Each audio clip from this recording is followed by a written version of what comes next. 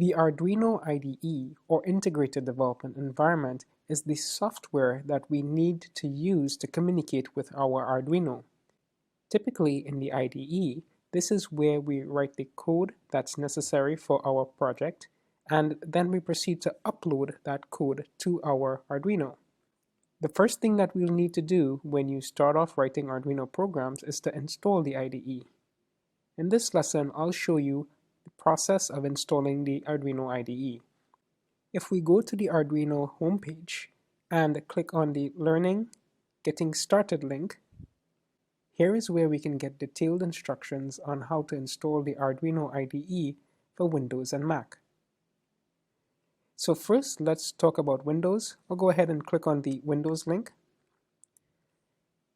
This particular guide shows us in detail how we can install the Arduino IDE on Windows. First, you'll need to actually download the actual software, and then this page provides step-by-step instructions on what we need to do to install the IDE. I'll post the link to the Windows installation guide on the resources section of this video, but essentially it's very straightforward.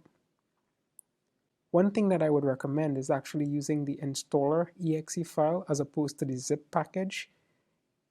That just streamlines the installation process and gets you everything that you need.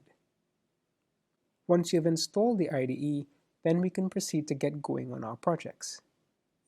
To get the IDE installed on your Mac, click on the Mac's OS X link from the Getting Started page. And here we'll get specific instructions on how to install the IDE for the Mac. Specifically, when you get the application, you can drag it and drop it into your Applications folder. There you'll see the Arduino icon, and that's what you'll use to double-click to start up the Arduino IDE. Again, the Mac process is very simple and straightforward.